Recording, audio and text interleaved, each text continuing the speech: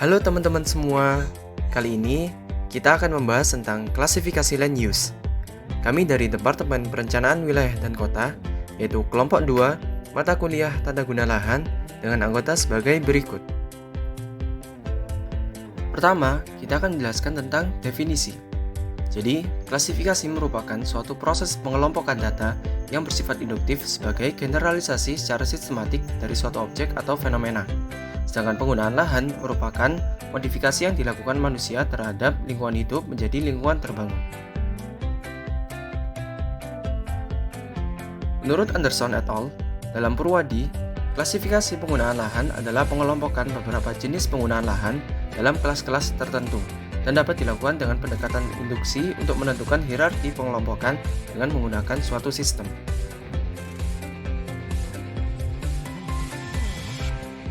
Dalam sejarahnya, Indonesia mengenal beberapa pedoman klasifikasi penggunaan lahan, dimulai dari tahun 1997, 2010, 2014, hingga yang terbaru adalah tahun 2018.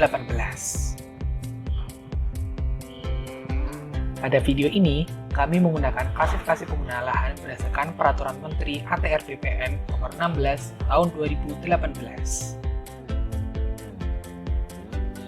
Dalam peraturan tersebut, penggunaan lahan dibagi menjadi pengklasifikasian zona dan subzona kawasan lindung dan pengklasifikasian zona dan subzona kawasan budidaya. A. Pengklasifikasian zona dan subzona kawasan lindung. Mencakup 1. Zona pelindungan terhadap kawasan bawahannya yang terdiri dari yang pertama, lindung gambut, dan yang kedua, resapan air.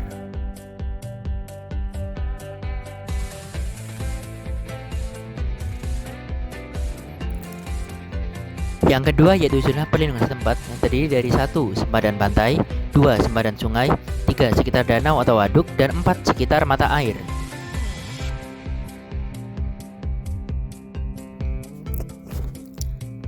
Yang ketiga yaitu zona ruang terbuka hijau yang terdiri dari 1. Hutan kota, 2. Taman kota, 3. Taman kecamatan, 4. Taman kelurahan, 5. Taman RW, 6. Taman RT, 7. Pemakaman, dan 8. Yaitu konservasi. Pengklasifikasian selanjutnya yaitu pengklasifikasian zona dan subzona kawasan budidaya.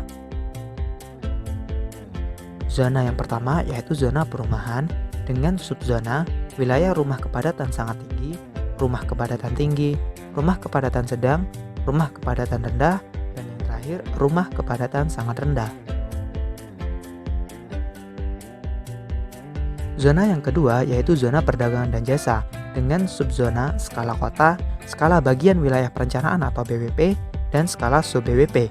Kemudian yang ketiga yaitu zona perkantoran dengan subzona perkantoran. Yang keempat yaitu zona industri dengan subzona kawasan industri dan sentra industri kecil dan menengah. Selanjutnya terdapat zona yang kelima yaitu zona sarana pelayanan umum yang dikembangkan untuk menampung fungsi kegiatan pada skala kota, kecamatan, kelurahan, dan RW.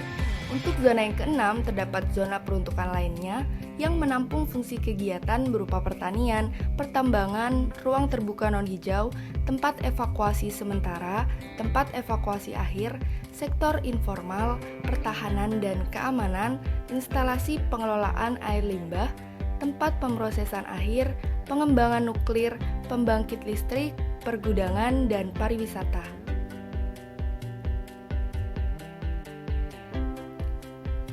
Untuk zona yang ketujuh yaitu zona peruntukan campuran untuk menampung beberapa peruntukan fungsi yang bersifat terpadu seperti perumahan dan perdagangan jasa, perumahan dan perkantoran, perkantoran dan perdagangan jasa. Jadi kesimpulannya, klasifikasi penggunaan lahan memiliki berbagai macam nomenklatur yang dapat ditemukan pada Permen ATR BPN Nomor 16 Tahun 2018. Fungsi dari adanya klasifikasi lahan tersebut adalah untuk mendeskripsikan tiap jenis penggunaan lahan untuk membedakan pemanfaatan dan perlindungan tiap jenisnya. Sekian yang bisa kami sampaikan. Terima kasih kepada Bapak dosen pembimbing kami, yaitu Bapak Putu Gede Aristita dan Bapak Surya Hadi Kusuma. Semoga bermanfaat.